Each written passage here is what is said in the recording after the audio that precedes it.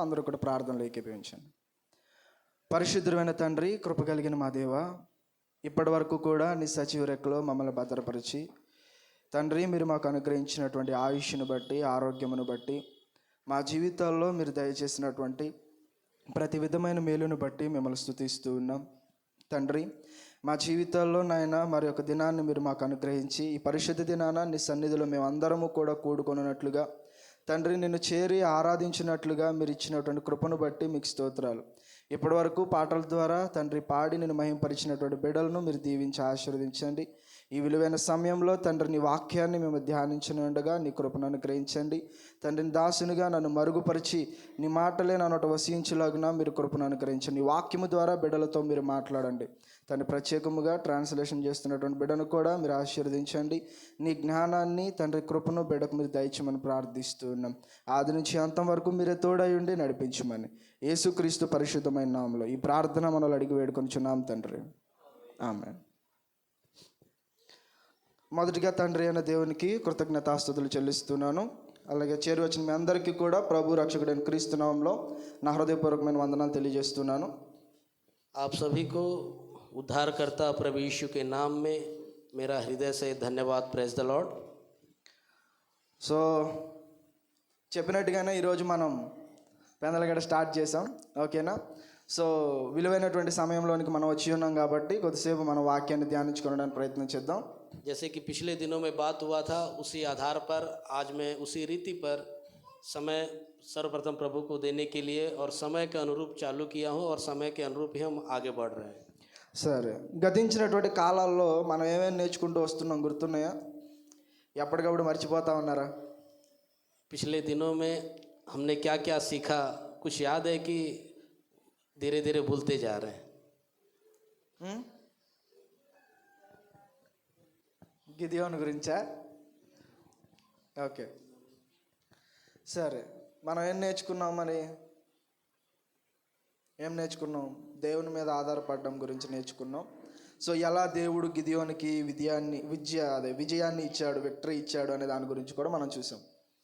किस तरह परमेश्वर के ऊपर आधारित होना है और गिदोन ने उस पर आधारित होते हुए कैसे जयवंत हुआ, ये चीज़ भी हमने पिछले दिनों में सीखा. అయితే ఈరోజు కూడా మనం ఒక మంచి అంశాన్ని నేర్చుకోబోతున్నాం. आज भी एक अच्छे अंश के बारे में हम सीखने जा रहे हैं. చాలాసార్లు మన జీవితాల్లో కొంతమందిని మనం చూస్తూ ఉంటాం. ఎలాంటి వాళ్ళు అంటే వాళ్ళని వాళ్ళు గొప్ప చేసుకునే వాళ్ళని. कई बार हमारे जीवन में हम ऐसे लोगों को देखते हैं जो खुद की बढ़ाई करते रहते हैं. వాళ్ళు ఎప్పటికప్పుడు వాళ్ళ గురించి వాళ్ళు గొప్పలు చెప్పుకుంటూ అందరికంటే కూడా మేమే గొప్ప వాళ్ళము అని వాళ్ళని గురించి వాళ్ళు చెప్పుకుంటూ ఉంటారు. वे लोग ऐसे होते हैं, वो हर समय अपनी ही बढ़ाई करते रहते हैं और दूसरों के सामने अपने आप को श्रेष्ठ बताते हुए चलते फिरते रहते हैं. ఎప్పుడు వాళ్ళ మైండ్లో ఎలాంటి ఫీలింగ్ ఉంటుంది అంటే అందరికంటే కూడా నేనే గొప్పవాడిని అని తను హెచ్చించుకునేటువంటి స్వభావం కలిగిన వాళ్ళు చాలామంది ఉంటారు. उनके मनों में ऐसी भावना होती है कि वे दूसरे से अपने आप को श्रेष्ठ बताते हैं और उनके मनों में ऐसी भावना रहती है. కానీ నిజంగా వాక్యాన్ని తెలిసినటువంటి మనందరికీ కూడా మనల్ని మనం హెచ్చించుకోవడం అనేది సరైందా కాదా చెప్పండి? वचन पर ध्यान करने वालों को हम सब जानते हैं कि हम अपने आप को श्रेष्ठ बताना अच्छा है कि बुरा. మనల్ని మనం గొప్ప చేసుకోవడం, మనల్ని బట్టి మనం అతిశయించడం కానీ గొప్ప చేసుకోవడం కానీ ఇది మంచిదా కాదా? కాదు, అవునా? సో మనం వాక్యం తెలిసినటువంటి వారుగా దేవుని యొక్క గ్రంథాన్ని, వాక్యాన్ని మనం ధ్యానిస్తున్నటువంటి వాళ్ళుగా మనందరికీ తెలిసిన విషయం ఏంటి అంటే మనల్ని మనం ఎప్పుడు కూడా ఏం చేసుకోకూడదు, హెచ్చించుకోకూడదు. तो हम बाइबल पढ़ने वाले, बाइबल का मनन करने वाले, हम यह जानते हैं कि हम अपने आप को कभी भी अपने आप को बढ़ाना नहीं और अपने आप को दूसरे से श्रेष्ठ नहीं जानना. ఈ లోకంలో మనం గమనించగలిగితే చాలామంది వేటిని బట్టి వాళ్ళు అతిశయించే వాళ్ళుగా ఉన్నారు చెప్పండి? आज के दुनिया में लोग अपने आप को किन चीज़ों के कारण बढ़ा समझते हैं? వేటిని బట్టి? డబ్బును బట్టి, అవునా? पैसे के कारण, పొజిషన్ని బట్టి, ఇంకా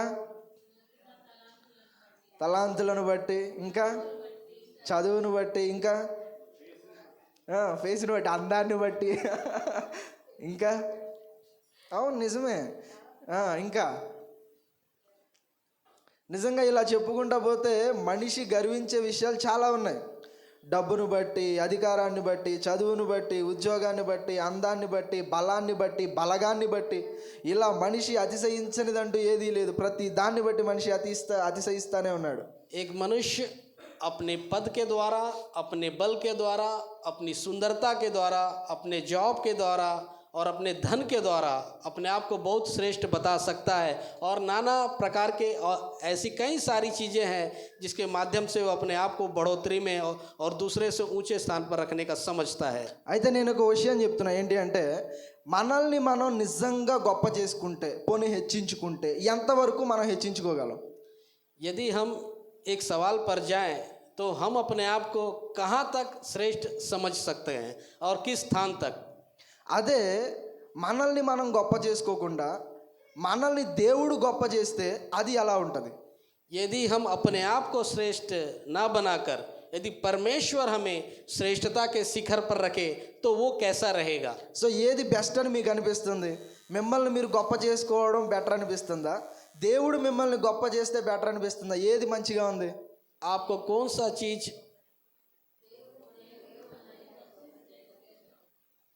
సో మనకు అర్థం అవ్వాల్సిన విషయం ఏంటి అంటే మనల్ని మనం గొప్ప చేసుకుంటే మన ఇంట్లో కావచ్చు, చుట్టూ ఉన్నటువంటి ఇరుగు పొరుగు వాళ్ళకి కావచ్చు, మనకు తెలిసిన వాళ్ళ వరకే మనం ఏమవుతాం? ఆ గొప్ప. కానీ అదే దేవుడు కానీ మనల్ని గొప్ప చేస్తే అది ఎంత శ్రేష్టముగా ఉంటుంది అంటే చాలా గొప్పగా ఉంటుంది అది. यदि हम अपने आप को श्रेष्ठ बताना चाहे या श्रेष्ठ समझना चाहे अपने लोगों में, आसपास के लोगों में, गली मोहल्ले या एक एरिया, सीमित एरिया में अपने आप को श्रेष्ठ बता सकते हैं. यदि हमें परमेश्वर निश्चित तौर पर यदि श्रेष्ठ बनाना चाहे तो हम कहाँ तक पहुँच सकते हैं. నిజంగా ఎలాంటి వారిని, ఎలాంటి మనస్తత్వం కలిగిన వారిని దేవుడు గొప్ప చేయాలనుకుంటున్నాడు చెప్పండి? तो परमेश्वर किस तरह के लोगों को, किस तरह के मनुष्यत्व के लोगों को श्रेष्ठ बताना चाहते हैं. అల్టిమేట్ ఆన్సరా? ఇంకా తనని తాను తగ్గించుకున్నవాడినైనా దేవుడు హెచ్చించేది. ఇంకా దేవునికి ఇష్టడిగా ఉండాలి, దేవునికి లోబడి ఉండాలి, ఇంకా విధేయతగా ఉండాలి, ఇంకా అంతేనా? నమ్ర और దీన్ और ఇంకా సో ఇలా మనం గమనించగలిగితే కొన్ని లక్షణాలు అనేవి మనం కలిగి ఉండాలి. ఆ లక్షణాలు కలిగి ఉంటేనే ఖచ్చితంగా దేవుడు ఏం చేస్తాడు? హెచ్చిస్తాడు. तो इस प्रकार हम देखते हैं हम में कई सारे ऐसे लक्षण होना चाहिए जिससे परमेश्वर हमें उच्च स्तर पर रखें. అలాంటి లక్షణాలు గనక లేకపోతే, తనలో తాను గర్విస్తే, తనను బట్టి తను అతిశయిస్తే అలాంటి వారిని దేవుడు గొప్ప చేస్తాడా? ఎప్పటికీ కూడా చేయడు. यदि कोई व्यक्ति में ऐसे लक्षण नहीं, वे खुद अपने आप को श्रेष्ठ बताना चाहे और अपने आप को महान करना चाहे तो परमेश्वर उसे उठाएगा या बढ़ाएगा. మనందరికీ కూడా బాగా తెలిసినటువంటి సందర్భం ఏంటి అంటే ఇశ్రాయేలు ప్రజలందరినీ కూడా ఆ బానిసత్వం నుంచి బయటకు నడిపించడానికి దేవుడు ఒక వ్యక్తిని ఎన్నుకున్నాడు, ఆయన నిలబెట్టాడు. ఎవరు ఆ వ్యక్తి? మోషే. हम देखते हैं इस्राएल की प्रजा को परमेश्वर ने गुलामी से निकालकर और उनके सामने एक नायक को रखा. वो नायक कौन है आपको मालूम होगा. మోషేని దేవుడు ఏర్పాటు చేసుకున్నప్పుడు నిజంగా ఆ పొజిషన్ని మోషే కోరుకున్నాడా? కోరుకోలేదా? కోరుకోలేదు. కానీ మోషేలో ఉన్నటువంటి గుణాన్ని బట్టి, మోషే ఉన్నటువంటి క్యారెక్టర్ని బట్టి మోషేని దేవుడు ఏర్పాటు చేసుకోవడం, ఆయన్ని ఏర్పాటు చేసుకుని ఇశ్రాయేల్ ప్రజలందరినీ కూడా నడిపించేటువంటి బాధ్యతను అతనికి ఇవ్వడం మనం చూస్తూ ఉంటాం. मूसा को परमेश्वर ने खुद नहीं चुना, लेकिन मूसा के मन में ऐसे लक्षण, ऐसे गुण थे जिसके परमेश्वर ने उन्हें चुना और इस्राएल की जनता को आगे बढ़ाने के लिए उनको सबसे आगे रखा. మోషే విషయంలో దేవుడు చెప్పినటువంటి సాక్ష్యం ఏంటి? ఎవరైనా చెప్పగలరా? मूसा के विषय में परमेश्वर ने क्या गवाही दी? సాత్వికుడు. ఇంకా మోషే గురించి దేవుడిచ్చిన సాక్ష్యం ఏంటి అంటే ఇతను మిక్కిలి సాత్వికుడు, ఇంకా నా ఇల్లంతటిలో నమ్మకస్తుడు. मूसे के विषय में परमेश्वर ने यह गवाही दी कि ये पूरा नम्र है और मेरे घराने में सबसे अच्छा श्रेष्ठ है. సో అలాంటి సాక్ష్యాన్ని పొందినటువంటి మోషే ఇశ్రాయేల్ ప్రజల్ని నడిపిస్తున్నటువంటి ఆ టైంలో तो ऐसा गवाही रखने वाला मूसा इस्राएल की जनाब को आगे चढ़ाते समय में వాళ్ళ ప్రయాణ టైంలో ఒక గుంపు ఎవరైతే ఉన్నారో ఆ గుంపు ఎవరి మీద తిరగబడ్డారు అంటే మోషే మీద తిరగబడ్డారు. उन लोग जब वहाँ से निकल रहे थे तो उनमें से एक भीड़ मूसा के विरुद्ध उठ चली. అందులో ఒక వ్యక్తి నాయకత్వాన్ని వహించాడు. అతనికి ఇద్దరు స్నేహితుల్ని తనతో పాటు ఏర్పాటు చేసుకున్నాడు. అతనితో పాటు సుమారు 250 మందిని అతను ఏర్పాటు చేసుకుని ఒక గుంపుగా తయారయ్యి వాళ్ళు మోషే మీదగా తిరుగుబాటు చేశారు. वहाँ पर ऐसा देखते हैं हम, एक व्यक्ति अपने साथ 2 अन्य लोगों को इकट्ठा किया और वहाँ पर एक मंडली बनाई. वहाँ पर लगभग 250 लोग मूसा के विरुद्ध लोग विद्रोह करने लगे. So who is that person? Who is that leader? Only leader చెప్పండి చాలు. उस नायक का नाम, ఆ గుంపులో నుంచే లేచాడు, ఆ లేవి గోత్రంలో నుంచే లేచాడు, మోషేకి తిరుగుబాటు చేశాడు. ఎవరా వ్యక్తి? वो लेवी गोत्र से ही निकला और मूसा के विरुद्ध ही उठ खड़ा हुआ. कौन था वह व्यक्ति? మేబీ ఈ హింట్ ఇస్తే మీకు బాగా అర్థమైద్దేమో. ఏంటి ఆ హింట్ అంటే భూమి నెర విడిచి వాళ్ళందరినీ మింగేసింది. చెప్పానా హింట్ ఇస్తే తెలిసిపోద్దని? సో ఇక్కడ మనం గమనించవలసిన విషయం ఏంటి అంటే यहाँ पर विचार करने वाली बात क्या है? కోరాహు వీళ్ళందరినీ కూడా తీసుకుని వెళ్ళి ఎవరికి వ్యతిరేకంగా పోరాడుతున్నాడు అంటే మోషేకి.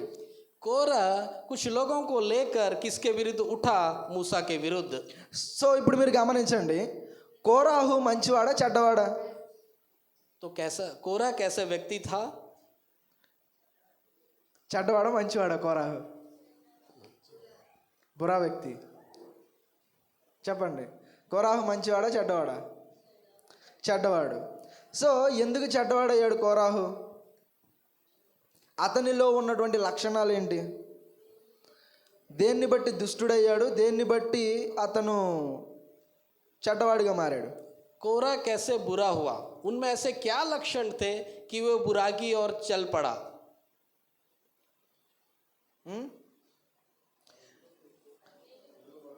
తిరుగుబాటుతనం, ఆజ్ఞను వ్యతిరేకించడం. రైట్, ఫస్ట్దే మనం చూస్తున్నాం తిరుగుబాటు. ఇక్కడ కోరాహు అతనితో పాటు ఉన్న వాళ్ళు, ఆ గుంపు ఎవరైతే ఉన్నారో వాళ్ళు తిరుగుబాటు చేసేది ఎవరి మీద? कोरा और उनका जो भीड़ वो किसके विरुद्ध हो चली थी? మోషే మీద, దేవుని మీద? ఎలా చెప్పగలిగారు దేవుని మీద అని?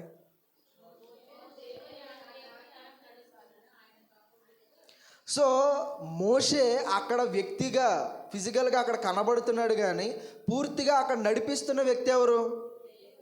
దేవుడే. वहाँ पर हम देखते हैं मूसा एक शारीरिक दृष्टि से वहाँ खड़ा है, लेकिन पूरी रीति से उनको चलाने वाला पिता परमेश्वर था. సో దేవుడు మోషేని ఇశ్రాయేలీల మధ్యలో నిలవబెట్టి ఒక నాయకుడిగా నిలవబెట్టి ఆయన వాడుకుంటూ ఉంటే ఈ కోరాహు ఏం చేశాడు అంటే, నువ్వేనా నాయకుడివి, మేం కాలేమా?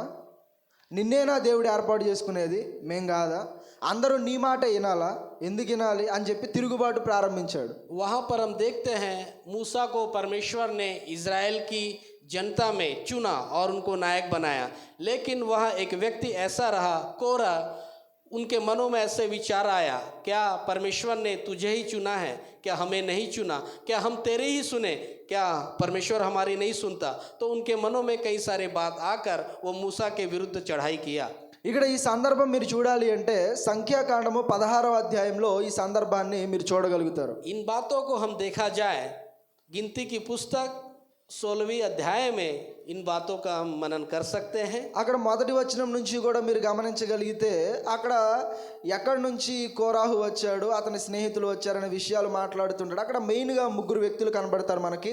కోరాహు, అభిరాము, దాతాను అనేటువంటి 3 వ్యక్తులు మనకు కనబడతారు. वहाँ पर हम देखते हैं कोरा कैसे आया, कहाँ से आया, और मुख्य रूप से 3 लोगों का चरित्र वहाँ पर हमें दिखाई देता है. कोरा, दातान और अबीराम। చదువుతారు ఎవరైనా మొదటి వచనం నుంచి? 16వ అధ్యాయం సంఖ్యాకాండం.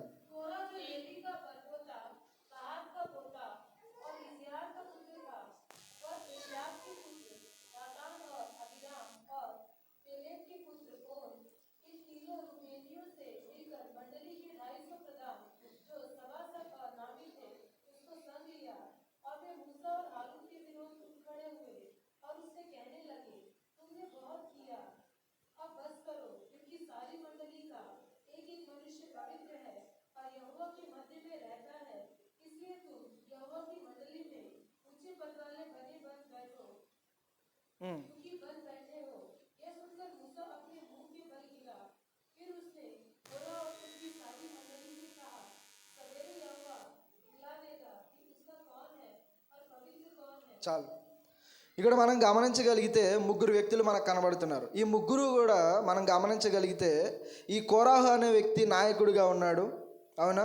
ఈ కోరాహు అనేటువంటి వ్యక్తి ఏ గోత్రం నుంచి వచ్చినవాడు? ఈయన లేవి గోత్రం నుంచి వచ్చినవాడు. సో మోషే ఏ గోత్రం నుంచి వచ్చినవాడు? లేవి గోత్రం నుంచి. సో ఇంకా కొంతమందిని యాడ్ చేసుకున్నాడు కదా, 250 మంది. ఆ 250 మంది కూడా ఎలాంటి వాళ్ళు అంట? ఎలాంటి వాళ్ళని? బలహీనుల్ని ఏర్పాటు చేసుకోవాలి. ఎలాంటి వాళ్ళని ఏర్పాటు చేసుకున్నాడు?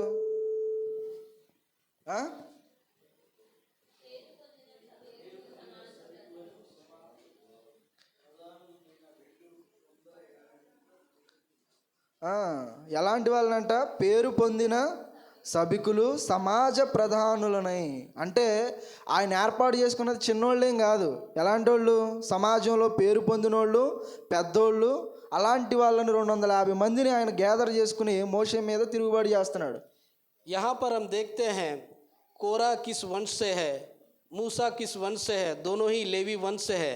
इसके बाद भी कोरा जो है अपने साथ 250 अन्य लोगों को, और साथ में दातान और अबीराम भी थे, 250 लोगों को अपने संग लेकर, जो कि अच्छे नाम वाले थे, अच्छे पद वाले थे, अच्छा अपना रखते थे पकड़, उनको अपने संग लेकर मूसा के विरुद्ध चढ़ाई करते हैं। ఇక్కడ మనం గమనించగలిగితే 3వ అధ్యాయంలో అంటారు చూడండి, మోషేకి అహరోనులకు విరోధముగా పోగుబడి మీతో మాకిక పని లేదు. చూడండి ఏమంటున్నారో వాళ్ళు. वहाँ पर देखते हैं मूसा और हारून के विरुद्ध खड़े होकर कहते हैं अब बस भी करो, तुमसे हमारा क्या काम। నిజంగా ఇక్కడ మనం గమనించగలిగితే ఈ కోరాహు క్యారెక్టర్ మనకు ఎలా కనబడుతుంది అంటే ఒక రెబిలియస్ క్యారెక్టర్గా మనకు కనబడుతుంది, అవునా? ఒక రెబిలియన్ లాగా ఉన్నాడు ఇతను. यहाँ पर कोरा का चरित्र ऐसा हमें दिखाई देता है, एक द्रोह के समान, एक अलग व्यक्तित्व के समान दिखाई देता है। ఇక్కడ ఒక తిరుగుబాటుతనంతో కోరాహు అతనితో పాటు ఉన్నటువంటి వాళ్ళందరూ కూడా దేవుని మీద తిరుగుబాటు చేస్తూ, ఇక మీ మాట మేము వినం, ఇక మీరు మాకు వద్దు అంటున్నారు. అంటే వీళ్ళు ఎవరిని వ్యతిరేకిస్తున్నారు అంటే దేవుణ్ణే వ్యతిరేకిస్తున్నారు వీళ్ళు. यहाँ पर हम देखते हैं कोरा तो भटक चुका और लोगों को भी भड़का दिया, और यहाँ पर हम देखते हैं वे लोगों मूसा के विरुद्ध तो अलग विरोध में खड़ा हुआ, लेकिन इससे हमें यह प्रतीत होता है वो मूसा ही नहीं परमेश्वर के विरुद्ध खड़ा है। నిజంగా ఒక విషయాన్ని మీరు గమనించండి, దేవుడు నిలవబెట్టుకున్నటువంటి ఆ వ్యక్తి మీద గనక ఎవరైనా సరే వస్తే దేవుడు ఊరకనే ఊరుకుంటాడా? यदि परमेश्वर ने किसी को खड़ा किया या किसी को चुना, यदि उनके ऊपर कुछ होता है तो परमेश्वर क्या शांत रहेंगे? ఇంకా మీకు అర్థం కావాలి అంటే మోషే మీదకి సణిగినందుకు, మోషే మీద తిరుగుబాటు చేసినందుకు సొంత అక్క అయిన, ఎవరు సొంత అక్క? మిరియామును విడిచిపెట్టాడా దేవుడు? यहाँ पर हम देखते हैं मूसा की खुद बहन जो कि मूसा के विरुद्ध बुड़बड़ाई थी, क्या उसकी खुद की बहन को भी क्या परमेश्वर ने छोड़ा है क्या? ఏం చేశాడు మిరియాంకి? సో సొంత అక్కనే దేవుడు మొత్తినప్పుడు అప్పుడైనా సరే వీళ్ళ జ్ఞానం ఉండాలా? क्या वहाँ पर मूसा की खुद की बहन को भी परमेश्वर ने नहीं छोड़ा, तो क्या उनको यह ज्ञान नहीं था क्या? నిజంగా వాళ్ళకి అర్థం కావాల్సిన విషయం ఏంటి అంటే మోషే అక్కడ నిలబడుతున్న దేవునికి లోబడి దేవుడే మమ్మల్ని నడిపిస్తున్నాడు అని పూర్తిగా లోబడి బ్రతకవలసిన వాళ్ళు తిరుగుబాటు చేస్తూ అధికారం కోసం వాళ్ళు తిరుగుబాటు చేస్తున్నారు అక్కడ.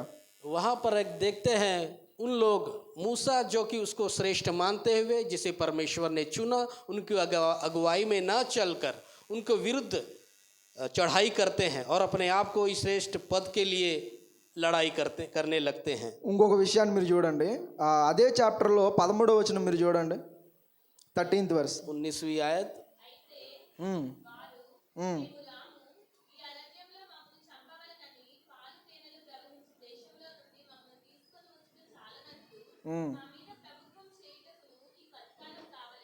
చాలు, ఈ వాక్యం ఎంతమందికి అర్థమైంది?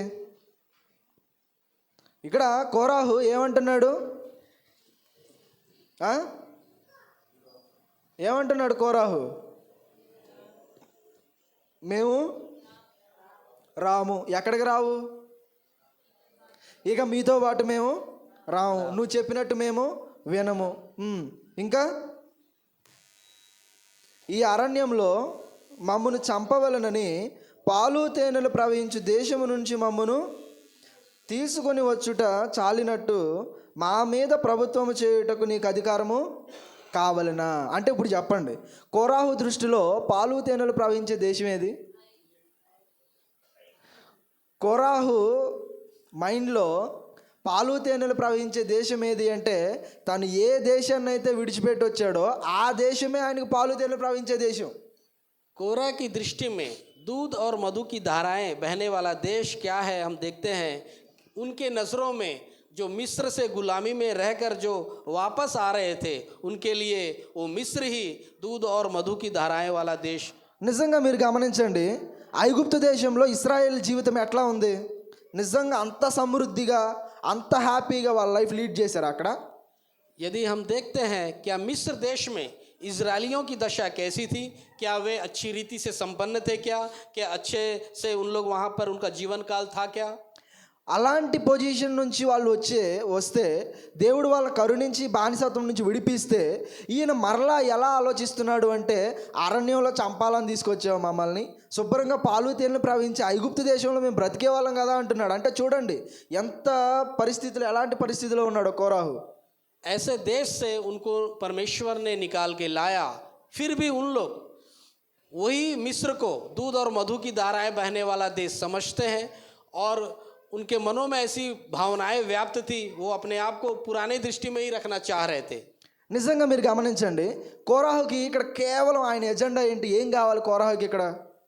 यदि हम देखें कोरा का उद्देश्य क्या था, उनको मूल रूप से क्या चाहिए था? ఏం కావాలి ఇక్కడ కోరాహుకి? ఆయనకి ఏం కావాలి? పదవి కావాలి, అధికారం కావాలి. यहाँ पर हम देखते हैं कोरा को पद और अधिकार चाहिए था। ఎక్కడికి వెళితే నేను క్షేమంగా ఉంటా, నా ప్రజలు క్షేమంగా ఉంటారు అనేది తెలుసా అతనికి? कहाँ जाऊंगा तो मैं अच्छा रहूंगा और मेरी प्रजा फलेगी फूलोगी, क्या उनके बारे में उसको जानकारी थी क्या? ఎక్కడుంటే క్షేమంగా ఉంటానో తెలియదు, ఎక్కడికి వెళ్తే మంచిగా ఉంటాడో తెలియదు. చివరికి అతని జ్ఞానం ఎట్లా ఉంది అంటే, దేవుడు ఇస్తానన్న వాగ్దాన దేశాన్ని విడిచిపెట్టిన బానిసత్వ దేశాన్ని చూస్తూ అదే గొప్పది అంటున్నాడు. అంత గొప్ప తెలియగలడు. यहाँ पर कोरा ऐसा करता है कि परमेश्वर ने वो गुलामी से उनको छुड़ा के लाने के बावजूद भी वो अपने आप को उसी देश में जाने को इच्छा रखता है, तो उनका दिमाग, उनका मन कैसा हुआ आप समझ सकते हैं। నిజంగా ఈరోజు సంఘాల్లో కానీ ఇలా బయట కానీ మనం చూస్తూ ఉంటాం, అధికారం కోసం చాలామంది ఇది చేసేవాళ్ళు. आज के दिनों में कलीसियाओं में कई सारे लोग पदों के लिए अपने आप को भटक जाते हैं। నిజంగా జనాలకి ఏం కావాలి అంటే, అధికారం అంటే ఒక పిచ్చ. అధికారం అంటే ఇంకా అది కావాల్సిందే, వాళ్ళు గొప్ప చేసుకోవడం. అధికారం దేనికోసం అంటే గొప్ప చేసుకోవడం కోసం, అంతేనా? आज की जनता में लोगों को पद अधिकार चाहिए। पद अधिकार के माध्यम से वे अपने आप को श्रेष्ठ स्थानों में, श्रेष्ठ पदों में रखना चाहते हैं। కానీ నిజంగా మనం గమనించగలిగితే, ఒక నాయకుడిగా తనకి ఎలాంటి లక్షణాలు ఉండాలో, తన గమ్యం ఏంటో, ఎలా నడవాలో తెలిసిన వ్యక్తే ఏం చేయగలగాలి? నడిపించగలగాలి. ఇది కోరాహుకు తెలుసా? एक नायक यदि बनना है, उन्हें कैसे चलना है, किस रीति पर आगे बढ़ना है, परमेश्वर के संग हमें कैसे रहना है, तो क्या कोरा को इन चीज़ों की जानकारी थी क्या? కానీ నిజంగా ఏమీ తెలియకపోయినా సరే కోరాహు మాత్రం నాకు అధికారం కావాలనే అంటున్నాడు. इन सब बातों उनको मालूम ना होते हुए भी कोरा चाहता है कि मुझे पद मिले। నిజంగా ఇక్కడ మనం గమనించగలిగితే, కోరాహు అయితే ఇలాంటి దుష్టత్వంతో, ఇలాంటి మనస్తత్వం కలిగిన వాడిగా ఉన్నాడు. కానీ కోరాహు కుమారులు ఎట్లా ఉన్నారు? यहाँ पर हम देखते हैं कोरा इस तरह की दुष्टता की बातों में रहा और अनर्गल बातों में रहा, लेकिन उनका पुत्र कैसा रहा? చెప్పండి, కోరాహు కుమారుల పరిస్థితి ఏంటి? कोरा के पुत्र का विषय में ఆ? ఇప్పుడు మోషే మీద తిరుగుబాటు చేసినందుకు మనందరికీ తెలిసిన సందర్భం. మోషే మీద తిరుగుబాటు చేసినందుకు కోరాహుని అతనితో పాటు ఉన్న వాళ్ళందరినీ ఏంటి భూమి నెరవిడిచి మింగేసింది, అవునా? వాళ్ళందరూ అక్కడికి అయిపోయారు. మరి కోరాహు కుమారుల పరిస్థితి ఏంటి? బైబిల్లో కూడా కోరాహు కుమారులకి ఒక మంచి పొజిషన్ని దేవుడిచ్చాడు, అవునా? यहाँ पर हम देखते हैं कोरा मूसा के विरुद्ध हुआ, तो इसके कारण वो परमेश्वर को विरुद्ध हुआ, तो वहाँ पर परमेश्वर ऐसा करता है कि भूमि उनको निगल लेती है, पूरी उनके लोगों को निगल लेती है। तो वहाँ पर उनके पुत्र कैसा था? क्या उनको अच्छा पद या अच्छे स्थान पर रखा क्या परमेश्वर ने? నిజంగా మనం గమనించగలిగితే కీర్తనల్లో మీరు గమనించుంటారు వీళ్ళ పేర్లు ఏమని, కోరాహు కుమారులు కీర్తనలు, వాళ్ళు రచించిన కీర్తనలని, వాళ్ళు పాడిన కీర్తనలు అని చెప్పి కీర్తనలు మనకు కనబడతా ఉంటాయి. हम देखते हैं भजन संहिता में कई सारे भजन कोरा के पुत्र ने लिखा और उनके बारे में कई सारी बातें वहाँ पर कही गई है। అంటే నిజంగా కోరాహు కుమారులు ఎలాగున్నారు అంటే తండ్రి నడిచినటువంటి మార్గంలో పిల్లలు నడవలేదు. कोरा के पुत्र ऐसे रहे, उनके पिता जैसा था उनके मार्गों पर वे नहीं चले। వాళ్ళు తండ్రి దుష్టుడైనప్పటికీ కూడా ఆయన బిడ్డలైనటువంటి వీళ్ళు మంచి మార్గంలో ఉండి దేవుణ్ణి స్తుతించేటువంటి వారుగా, దేవుని మందిర పనిలో ఉండేటువంటి వాళ్ళుగా వీళ్ళు ఉన్నారు. उनके पिता दुष्टता के मार्ग पर चलने के बावजूद जो कोरा के पुत्र हैं अच्छे मार्ग पर चलते हैं और परमेश्वर की नजरों में अच्छे कहलाते हैं। సో మనందరికీ తెలిసిన విషయం ఏంటి అంటే దేవుడు లేవీల్ని ఏర్పాటు చేసుకున్నాడు కదా, అవునా? దేవుడు ఎవరిని ఏర్పాటు చేసుకున్నాడు మందిర పని కోసం? లేవీల్ని. ఈ లేవీలు ఎవరైతే ఉన్నారో ఈ లేవీలు ఎంతమందో తెలుసా మీకు? ఎన్ని తెగలు ఉండేవాళ్ళో తెలుసా? లేవీకి 3 పిల్లలు ఉన్నారు, గెర్షోము, కెహాతు, మొరారి. వీళ్ళకి దేవుడు ఒక్కొక్కరికి కూడా ఒక్కొక్క పొజిషన్ అనేది ఇచ్చాడు. ఈ కెహాతు గోత్రానికి సంబంధించిన వాళ్ళు ఎవరైతే ఉన్నారో ఆ గోత్రికులందరూ కూడా ఏం చేయాలి అంటే మందిరం యొక్క పనిని చేయాలి. ఎలాగా? వాళ్ళు ప్రత్యక్షపు గుడారాన్ని ఎప్పటికప్పుడు వాళ్ళు మార్చుకుంటూ వెళ్తూ ఉండేవాళ్ళు. ఆ మందిరంలో ఉన్న ఉపకరణాలన్నీ వాటిని తీయడం కానీ పెట్టడం కానీ వీటన్నిటి బాధ్యత ఎవరిది అంటే వాళ్ళదే. అలాగే కొంతమంది ఇంకొక తెగ ఆ లేవీల్లోని ఇంకొకరికి ఏమి ఇచ్చేవాడు అంటే వాయిద్యాలు వాయించే బాధ్యత కానీ పాటలు పాడే బాధ్యత కానీ ఇట్లా అందులో నుంచి ఒకడు ప్రధాన యాజకుడిగా, కొంతమంది యాజకులుగా, ఇలా లేవీ గోత్రంలోనే ఆ లేవీకి పుట్టినటువంటి కుమారుల్లోనే ఒక్కొక్కరిని కూడా డివైడ్ చేసుకుని ఒక్కొక్క పని కోసం దేవుడు ఏర్పాటు చేసుకున్నాడు. ఓకేనా? సో ఇక్కడ మనం గమనించగలిగితే ఆ కోరాహు కుమారుల్ని కూడా దేవుడు విడిచిపెట్టకుండా తండ్రి నడిచినటువంటి మార్గంలో వాళ్ళు నడవలేదు కాబట్టి ఆయన వారికి కూడా ఒక మంచి పదవినిచ్చి చక్కగా దేవుని పనిలో వారు కూడా ఉండేలాగా ఒక మంచి స్థానాన్ని ఇచ్చాడు. అందుకే బైబిల్లో కూడా మనం చూస్తాం కోరాహు కుమారుల పేర్లనే మనకు కనబడదు కానీ కోరాహు కుమారులనే మనకు కనబడతా ఉంటుంది. यहाँ पर हम देखते हैं कोरा जिस मार्ग पर चला उनके बच्चे उस मार्ग पर नहीं चले, तो परमेश्वर ने उनको बहुत आगे बढ़ाया, अच्छा स्थान रखा। और बाइबल में भी हम देखते हैं कोरा के पुत्रों का नाम तो नहीं लिखा, लेकिन कोरा के पुत्र करके कई सारे जगह में भजन संहिता में इन लोग का वर्णन है। ఇక్కడ మనం గమనించగలిగితే మోషే నాయకుడిగా ఉన్నప్పుడు వీళ్ళు తిరుగుబాటు చేసి దేనికోసం తిరుగుబాటు చేశారు అంటే మాకు అధికారం కావాలి, నాయకత్వం కావాలని తిరుగుబాటు చేశారు. కానీ ఇక్కడ డౌట్ ఏంటి అంటే మోషే తర్వాత నాయకుడిగా ఉన్నది ఎవరు? యెహోషువ. సరే, క్వశ్చన్ ఏంటి అంటే మోషే తర్వాత యెహోషువని దేవుడు ఎందుకు నాయకుడిగా నియమించాడు? मूसा के बाद परमेश्वर ने किसको चुना? यहोशू को चुना। तो यहाँ पर प्रश्न यह है मूसा के बाद परमेश्वर ने यहोशू को क्यों चुना? అధికారం కావాలన్న కోరాహును పక్కన పెట్టేశాడు, కానీ అధికారాన్ని కోరుకొని యెహోషువని నిలబెట్టి నాయకుడిగా నిలబెట్టాడు దేవుడు. ఎందుకు? अधिकार चाहने वाले कोरा को परमेश्वर ने दूर कर दिया, लेकिन अधिकार की मांग ना करने वाले परमेश्वर ने यहोशू को क्यों चुना? గత్యంతరం లేక వేరే ఆప్షన్ లేక నిలబెట్టాడా? क्या उनके पास कोई विकल्प नहीं था? क्या इसलिए चुना? దేవుడు ఒకళ్ళని నిలబెట్టాలి అంటే వాళ్ళకి అధికారం ఇవ్వాలి అంటే నిజంగా వాళ్ళలో ఏం చూస్తాడు దేవుడు? చూస్తాడా? చూడ్డా? परमेश्वर किसी को खड़ा करना है, किसी को उठाना है, तो क्या उनके चरित्र, उनके मनों को परमेश्वर देखता है? సో ఇప్పుడు చెప్పండి, ఎందుకు మోషే తర్వాత యెహోషువని దేవుడు నాయకుడిగా చేశాడు? तो अब प्रश्न वही है, क्यों मूसा के बाद परमेश्वर ने यहोशू को चुना?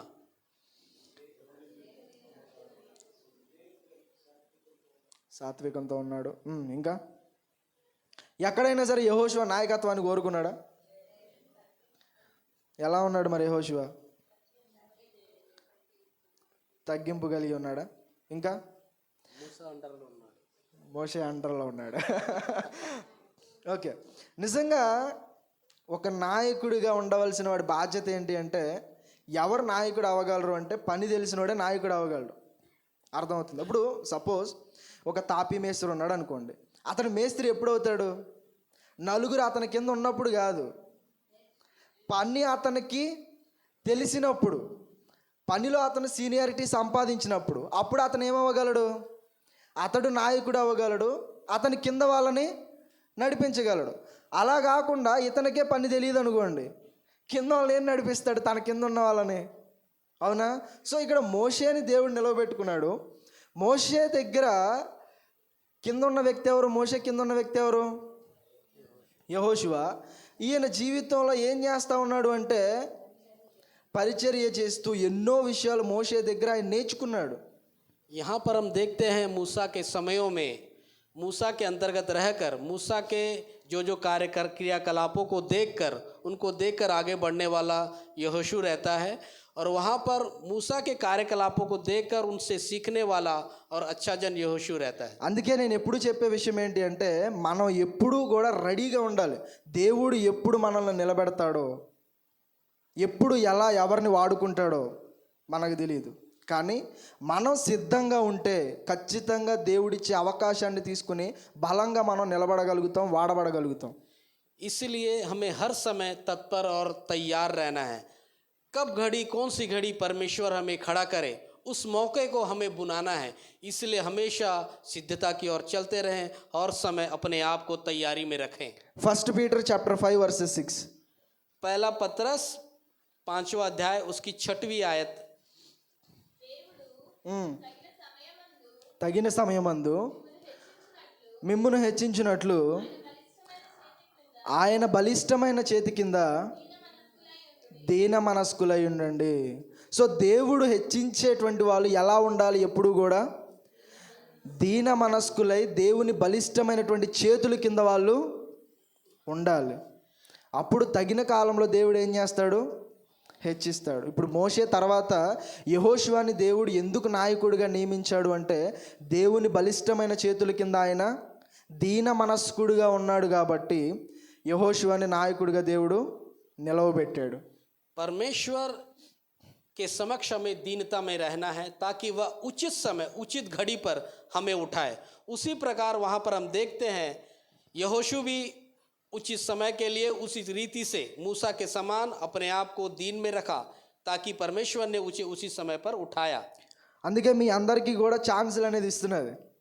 సండే సర్వీస్లో కానివ్వండి, తర్వాత ఫ్రైడే లేడీస్ ప్రేయర్ మీటింగ్లో కానీ మీకు ఛాన్స్ అనేది దేనికోసం ఇస్తున్నాం? ఇంత ప్రయాస దేనికోసం పడుతున్నాం? మీరందరూ కూడా మంచిగా నేర్చుకోవాలి, మంచిగా మీరు రావాలి, ముందుకు రావాలనే ఉద్దేశంతో మనం సిద్ధపడి ఉంటే దేవుడు మనల్ని చాలా గొప్పగా ఆశీర్వదిస్తాడు. నిజంగా మనల్ని నిలవబెట్టి ఎంతోమందికి ఒక సాక్షిగా నిలవబెడతాడేమో మనల్ని దేవుడు. నిజంగా అలాంటి ఆశీర్వాదాన్ని మనం పోగొట్టుకోకూడదు, ఎందుకంటే మనం సిద్ధపడి ఉండాలి ఎప్పటికప్పుడు. అర్థమవుతుందా? సో వచ్చే అవకాశాలను పోగొట్టుకోమాకండి. ఎప్పటికప్పుడు దేవుని వాక్యాన్ని నేర్చుకుంటూ మనం సిద్ధపాటు కలిగి ఉంటే దేవుడు గొప్పగా మనల్ని ఆశీర్వదిస్తాడు. यहाँ पर कई सारे मौक़ों पर मैं कई सारे लोगों को मौका देखता हूँ, कई सारे भाइयों को, कई सारे बहनों को, चाहे संडे स्कूल हो, चाहे फ्राइडे मीटिंग हो, चाहे चर्च की सभा हो, कई सारे लोगों को उचित समय पर मेरा प्रयास रहता है. लेकिन इसके लिए उनको समय पर तैयार रहना है. कौन सी घड़ी, कौन से समय प्रभु उनको इस्तेमाल करे, इसलिए हमारे जीवन में हमको हर समय तैयारी में ही रहना है. సో నా ఆశ ఏంటి అంటే ప్రతి ఒక్కరూ కూడా దేవునిలో వాడబడాలి. ఓకేనా? ప్రతి ఒక్కరూ కూడా దేవునిలో ఎదగాలి అనేది నా ఆశ. मेरी इच्छा यह है कि प्रत्येक व्यक्ति परमेश्वर में इस्तेमाल होना है, परमेश्वर उनको उपयोग करना है। సో ఇక్కడ మనం గమనించగలిగితే యెహోషువ నాయకుడిగా ఉన్నాడు. అయితే యెహోషువ నాయకత్వంలో నాయకుడిగా రాకముందు జరిగినటువంటి ఒక ఇన్సిడెంట్ మనం జ్ఞాపకం చేసుకుంటే, యెరికో పట్టణాన్ని వేగు చూడడానికి మోషే పంపించినప్పుడు ఎంతమందిని పంపించాడు? ఇద్దరిని పంపించాడా? ఎంతమందిని? यरीहो को जाने के लिए गुप्त रूप से परमेश्वर ने कुछ लोगों को भेजा। कितने लोगों को भेजा? ఎంతమందిని పంపించాడు? ఎంతమందిని పంపించాడు? వాళ్ళు గోత్రానికి ఒక్కొక్కరు గాడి 12 మందిని పంపించారు. అందులో 10 మంది అమ్మో వాళ్ళు ఎలా ఉన్నారు, పెద్ద పెద్దగా ఉన్నారు, వాళ్ళ ముందు మనం మిడతల్లాగా ఉన్నాం అన్నారు వాళ్ళు. అవునా? 10 మంది. మిగతా ఇద్దరు ఏమన్నారు? ఆ ఇద్దరు ఎవరు?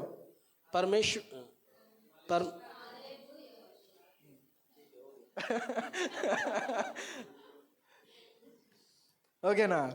సో ఈ 10 మంది అక్కడున్న జనాన్ని చూసి భయపడితే, వాళ్ళ ముందు మనం మిడతల్లాగా ఉన్నాము, అక్కడికి వెళ్తే మన పని అంతే అని వాళ్ళు భయపడుతుంటే, ఇద్దరు వ్యక్తులు మాత్రం అలాంటి సమాధానం ఇవ్వాల. దేవుడు ఖచ్చితంగా ఆ దేశాన్ని మనకి ఇవ్వబోతున్నాడు, ఇస్తున్నాడు అని చెప్పి బలంగా చెప్పారు వాళ్ళిద్దరు.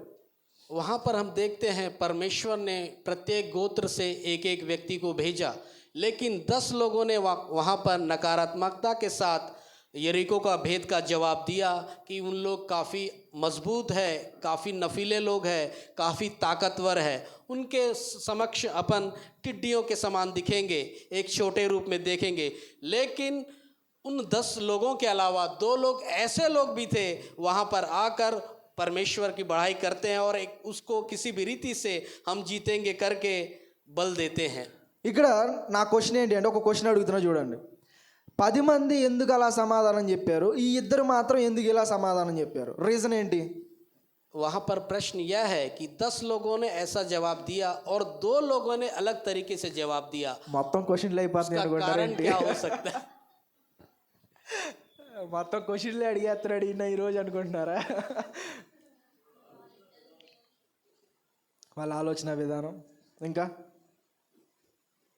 ఎందుకు వాళ్ళిద్దరు సమాధానం వేరుగా ఉంది? 10 మందితో ఎందుకు ఏకీభవించలేదు వాళ్ళు?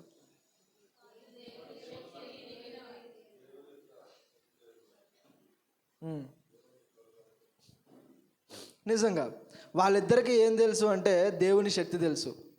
నిజంగా దేవుడు తోడై ఉంటే ఈ ప్రాంతాన్ని మనకి ఇస్తాడని తెలుసు. అంటే వాళ్ళ పూర్తి నమ్మకం దేని మీద ఉంది అంటే, దేవుడు వాగ్దానం చేశాడంటే ఖచ్చితంగా మనకి ఇస్తాడు.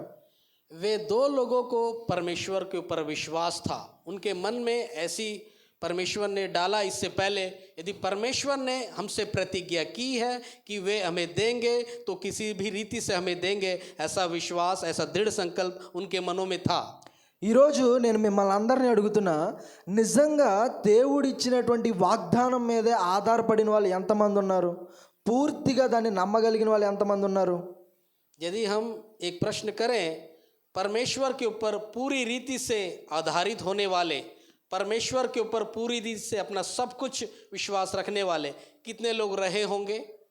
నిజంగా చాలాసార్లు మన మీద ఆధారపడుతూ ఉన్నాం, మనల్ని మనం గొప్ప చేసుకోవడానికి చూస్తున్నాం. కానీ నిజంగా దేవుడిచ్చినటువంటి వాగ్దానం ఏంటి, ఆ వాగ్దానం బట్టి నేను ఎలా దేవుణ్ణి నమ్మాలి, ఎలా ఉండాలి అని ఆ వాగ్దానం మీద ఆధారపడిన వాళ్ళు, దేవుని మీద ఆధారపడిన వాళ్ళు, భయభక్తులు కలిగిన వాళ్ళు ఎంతమంది ఉన్నారు? कई बार हम देखते हैं कि हम परमेश्वर के ऊपर आधारित न रहकर अपने बल पर अपने ऊपर आधारित होते हैं, लेकिन परमेश्वर ने हमसे जो प्रतिज्ञाएं की, जो वाचा हमसे बांधी, उस पर हम कितना विश्वास रखते हैं, उनके लिए हम क्या प्रयास करते हैं।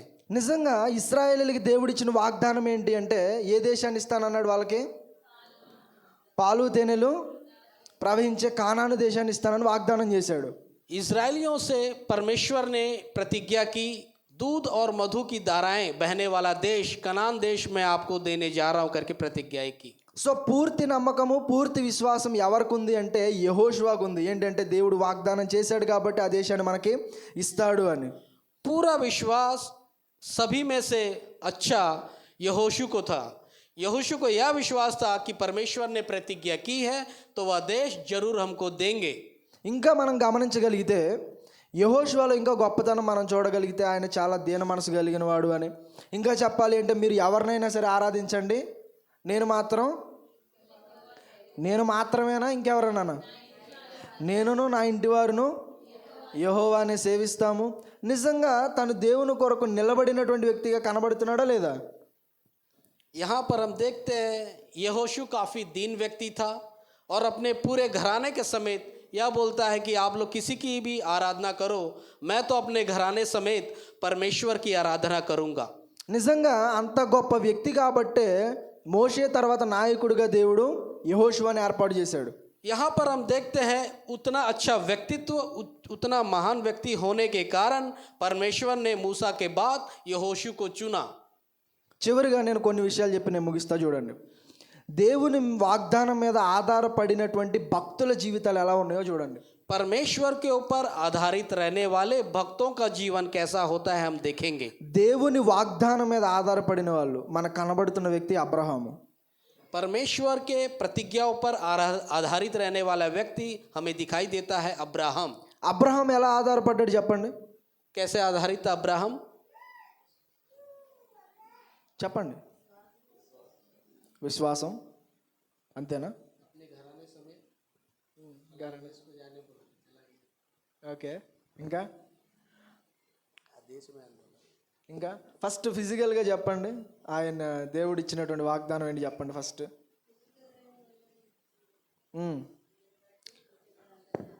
సో అబ్రహాముకి దేవుడు కొన్ని వాగ్దానాలు చేశాడు. ఆ వాగ్దానాలు చెప్పండి, ఎలా ఆధారపడ్డాడో మనం చూద్దాం వాగ్దానం మీద. కుత్సే బడి జాతి బనావుంగా, మట్టీసే.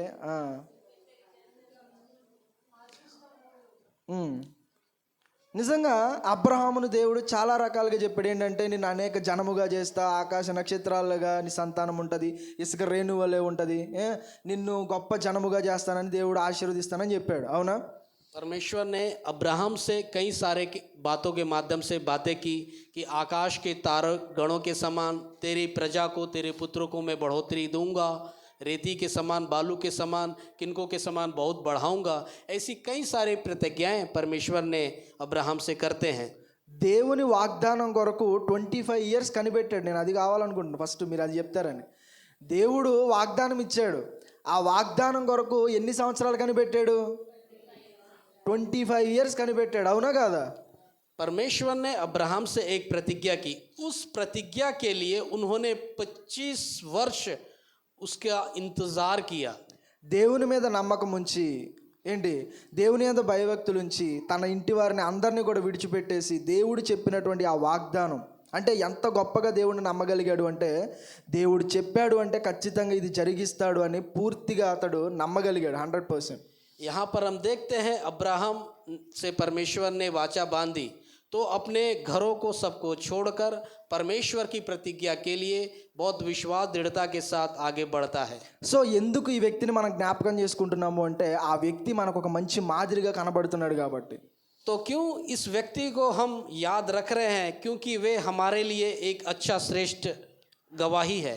అబ్రహాము తర్వాత మనం గమనించగలిగితే ఇస్సాకు పుట్టాడు, ఇస్సాకు తర్వాత యాకోబు, యాకోబు తర్వాత యోసేపు, ఇలా మనం చరిత్ర చూస్తూ ఉంటాం కదా. ఇప్పుడు చెప్తారా? సరే, ఇప్పుడు చరిత్ర కనుక మనం చూడగలిగితే కరువు కాలం వచ్చినప్పుడు వీళ్ళందరూ ఎక్కడికి వెళ్ళిపోతారు? యాకోబు కుటుంబం అంతా ఐగుప్తుకు వెళ్తారు. यहाँ पर हम देखते हैं अब्राहम के बाद परमेश्वर ने इसहाक को चुना, इसहाक के बाद याकूब को और याकूब के बाद यूसुफ को। तो यहाँ पर जब विपत्ति आती है, खाने पीने का संकट आता है, तो परमेश्वर ने उनसे क्या बातें की और किन लोगों को चुना। సో ఇక్కడ మనం గమనించగలిగితే యాకోబు, యోసేపు, ఆ ఫ్యామిలీ అంతా కూడా ఎక్కడ సెటిల్ అయిపోయారు ఇప్పుడు? ఎక్కడ? ఇజ్రాయేలా, ఐగుప్తా? ఐగుప్తు. ఇజ్రాయేలా? ఐగుప్తు దేశానికి వెళ్ళారు. అవునా? సో ఈ యాకోబు ఫ్యామిలీ అంతా కూడా ఐగుప్తు దేశానికి వెళ్ళారు. సో వీళ్ళు 70 మందిగా అక్కడికి వెళ్తే 400 సంవత్సరాల తర్వాత కొన్ని లక్షల మందిగా వాళ్ళు మారడము, అక్కడ నుంచి మోషే నాయకుడిగా ఉండి వాళ్ళని విడిపించడం, ఈ చరిత్ర అంతా మనకు తెలుసు. यहाँ पर हम देखते हैं याकूब के पुत्रों के माध्यम से 70 लोग वहाँ से निकलकर मिस्र देश को जाते हैं। कुछ वर्षों बाद, कुछ समय बाद, 400 वर्षों बाद वहाँ पर लाखों लोग उनके बढ़ोतरी में हो जाते हैं। फिर वहाँ से परमेश्वर ने उनको मिस्र से छुड़ाकर कनान देश की ओर बढ़ाया। ये सब हम बाइबल में देखते हैं। మళ్ళీ క్వశ్చన్ ఏంటంటే ఇక్కడ యాకోబు ఎక్కడ చచ్చిపోయాడు చెప్పండి, ఏ ప్లేస్లో చచ్చిపోయాడు? యాకోబు यहाँ पर याकूब की मृत्यु ఐగుప్తులోనా కానాన్లోనా? యాకోబు తర్వాత యోసేపు ఎక్కడ చచ్చిపోయాడు? కానీ చచ్చిపోయేటప్పుడు యాకోబు ఒకే మాట చెప్పాడు, ఒక మాట చెప్పాడు. అదే మాట యోసేపు కూడా చెప్పాడు చచ్చిపోయేటప్పుడు. ఆ మాట ఏంటో చెప్పండి.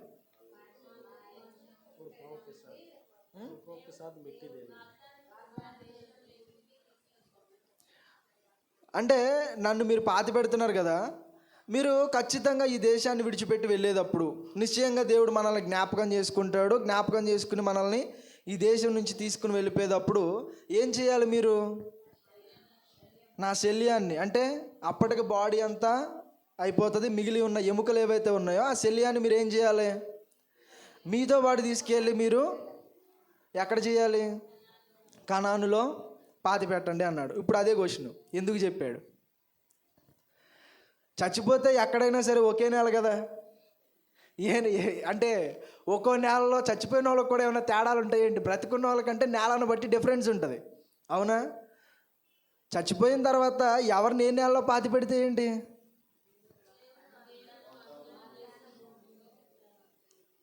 చచ్చిపోయిన తర్వాత మనిషి అక్కడ ఉన్నాడా? లేడు కదా. చనిపోయిన తర్వాత మనిషి ఆల్రెడీ ఎక్కడికి వెళ్ళిపోతాడు?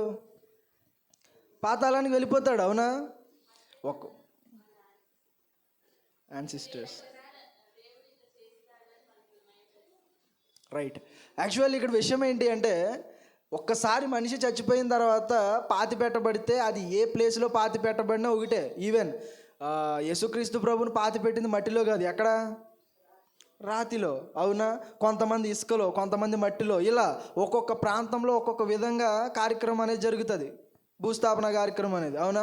సో ఇక్కడ మనం గమనించగలిగితే ఎందుకు ఐగుప్తులో కాకుండా నా ఎముకలను మీరు కనానులో పెట్టండి అన్నాడు అంటే, వాళ్ళు గుర్తు చేస్తున్నాడు. అంటే నెక్స్ట్ జనరేషన్ ఎవరైతే ఉన్నారో వాళ్ళందరికీ కూడా ఒక విషయం గుర్తుండాలి. ఏం గుర్తుండాలి వాళ్ళకి? ఖచ్చితంగా దేవుడు మిమ్మల్ని జ్ఞాపకం చేసుకుంటాడు. ఈ దేశం మీది శాశ్వతం కాదు, మీరు ఈ ఐగుప్తు దేశంలో ఉన్నారు, ఇది కాదు మీకు శాశ్వతం. దేవుడు మిమ్మల్ని జ్ఞాపకం చేసుకుని మరో దేశాన్ని మీకు ఇవ్వబోతున్నాడు. ఆ దేశానికి మీరు వెళ్ళేటప్పుడు దీన్ని తీసుకెళ్ళండి అని చెప్తున్నాడు. అంటే దాని అర్థం ఏంటి అంటే, ఆయనలో ఉన్న విశ్వాసం మనకు కనబడుతుంది. చచ్చిపోయినా సరే తన వాళ్ళకి, తన ప్రజలకి, ఆయన సంతానానికి ఒక మెసేజ్ని ఇస్తున్నాడు. ఖచ్చితంగా దేవుడు జ్ఞాపకం చేసుకుంటాడు, అప్పుడు మీరు తీసుకువెళ్ళండి అని. ఎంత నమ్మకం చూడండి. బ్రతికున్నప్పుడే కదా, చచ్చిపోయిన తర్వాత కూడా తన నుంచి ఒక మెసేజ్ ఇస్తున్నాడు, వాళ్ళకి రిమైండ్ చేస్తూ ఉన్నాడు ఎప్పటికప్పుడు. సరే, సో ఎప్పటికప్పుడు వాళ్ళకి రిమైండ్ చేస్తూ ఉన్నాడు. అందుకే వాళ్ళ విశ్వాసం మనం అదే గమనించాలి. యాకోబు కానీ యోసేపు కానీ వారిలో ఎంత బలమైన విశ్వాసం ఉందో చూడండి. దేవుడు చెప్పాడు అంటే ఖచ్చితంగా చేస్తాడు, ఖచ్చితంగా ఆ దేశాన్ని మనకి ఇస్తాడు అని వాళ్ళు నమ్మగలిగారు. ఈరోజు మన విశ్వాసం ఎట్లా ఉంది చెప్పండి? यहाँ पर हम देखते हैं याकूब में, योसेफ में बहुत विश्वास था कि परमेश्वर हमें जो प्रतिज्ञा की जो भूमि देगा वो किसी भी रीति से देगा। तो आज की रीति से हम में कैसा विश्वास है? ఈరోజు మన విశ్వాసం ఎట్లా ఉంది? ఈరోజు మనకి దేవుడు చేస్తున్నటువంటి వాగ్దానం ఏంటి చెప్పండి? आज परमेश्वर हमें किस चीज़ के लिए हमसे प्रतिज्ञा करते हैं? మొదటి యోహాను రాసిన పత్రిక 2వ అధ్యాయము 25వ వచనం చూసి ముగించుకుందాం. पहला यूहन्ना की पत्री 2रा अध्याय उसकी 25वीं आयत. 1 John chapter 2 verses 25.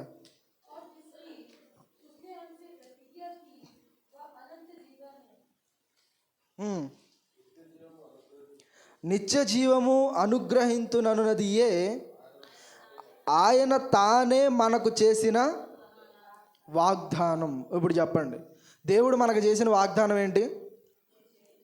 ఇప్పుడు ఈ వాగ్దానం దేవుడు ఎవరితో చేశాడు? ఎవరితో చేశాడు అంటే ఇది యోహాను భక్తుడు రాశాడు కాబట్టి యోహానుతోనే చేశాడా? ఎవరితో చేశాడు? ఉమ్? ఉమ్. किससे प्रतिज्ञा की परमेश्वर ने? దేవుడైతే సమస్త మానవాళికి చెప్పాడు, ఖచ్చితంగా నేను నిత్య జీవాన్ని మీకు ఇస్తాను అని. परमेश्वर ने संपूर्ण मानव जाति से प्रतिज्ञा की, मैं सचमुच तुम सबको अनंत जीवन दूंगा। కానీ ఆ నిత్య జీవాన్ని పొందుకోవాలి అంటే దేవుడైతే ఇవ్వడానికి రెడీగా ఉన్నాడు, కానీ పొందుకోవాల్సిన బాధ్యత ఎవరిది ఉంది? क्या वो अनंत जीवन परमेश्वर तो हमें देना चाहता है, लेकिन उसे ग्रहण करने के लिए, उसे पाने का मनुष्य में वो चेष्टा है क्या? ఒక విషయం గుర్తుపెట్టుకోండి, దేవుని మీద తిరుగుబాటు చేసినప్పుడు, పాపం చేసినప్పుడు, దుష్టత్వంలో మనుషులు ఉన్నప్పుడు భూమి మీద దేవుడు వాగ్దానం చేసినటువంటి కానాను దేశాన్ని వాళ్ళకి ఇవ్వలేదు దేవుడు. परमेश्वर से दुष्टता करने वाले, उसके विरुद्ध होने वाले भूमि में रहने वालों को ही परमेश्वर ने कनान देश उनको नहीं सौंपा। కానీ ఇప్పుడు దేవుడు మనకు చేసినటువంటి వాగ్దానం ఏదైతే ఉందో అది చాలా శ్రేష్టమైనది, చాలా గొప్పది. लेकिन आज के समय में परमेश्वर जो हमसे प्रतिज्ञा करता है वो उससे भी बढ़कर है, उससे भी बढ़कर श्रेष्ठ है। సో ఈ నిత్య జీవము పరలోకాన్ని పొందుకోవాలి అంటే ఖచ్చితంగా మనం ఎట్లా ఉండాలో చెప్పండి, క్లోజ్ చేసుకుందాం. तो ये अनंत जीवन पाने के लिए तो हम लोगों को कैसा रहना है, हमको कैसे आगे बढ़ना है, ये बताएंगे तो हम समाप्त करेंगे। చెప్పండి ఏం చేయాలి? నిత్య జీవాన్ని పొందుకోవాలి, ఆ పరలోకాన్ని పొందుకోవాలి, దేవుడు చేసినటువంటి ఆ వాగ్దాన్ని మనం స్వతంత్రించుకోవాలి అంటే మనం ఏం చేయాలి? ఆయన చిత్తానుసారంగా నడుచుకోవాలి. నెక్స్ట్ ఇంకా ఆయనందు విశ్వాసం ఉంచాలి, ఇంకా పరిశుద్ధులుగా ఉండాలి, ఇంకా ఇంకా ఆయన కట్టడలు విధులు అనుసరించాలి, ఇంకా ఇంకా చెప్పండి తొందరగా.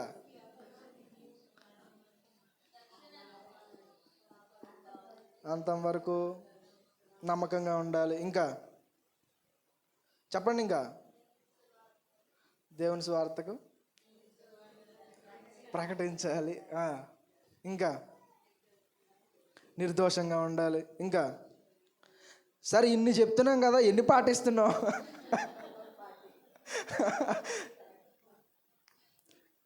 చెప్పమంటే అన్నీ చెప్తున్నాం బాగానే, కానీ పాటించే దగ్గరకు వచ్చేసరికి ఎన్ని చేయగలుగుతున్నాం? నిజంగా నిత్య జీవాన్ని పరలోకాన్ని సాధించాలి అంటే కొన్ని గుణాలు మనలో ఉండాలి. అబ్రహాం ఎలా దేవుణ్ణి నమ్మాడో, ఎలా విశ్వాసం ఉంచాడో, పరిపూర్ణంగా ఆయన వాగ్దానం చేశాడు అంటే ఖచ్చితంగా ఇస్తాడు అని 100% ఎలా నమ్మగలిగాడో అంత నమ్మకం మనలో ఉందా? అంతటి విశ్వాసం మనలో ఉందా? నిజంగా ఆయన ఆజ్ఞల ప్రకారం మనం నడవగలుగుతున్నావా? మోషే ఎలాగైతే దేవుడు చెప్పినటువంటి ప్రకారంగా సమస్తాన్ని జరిగించాడో అలా మనం జరిగించగలుగుతున్నావా?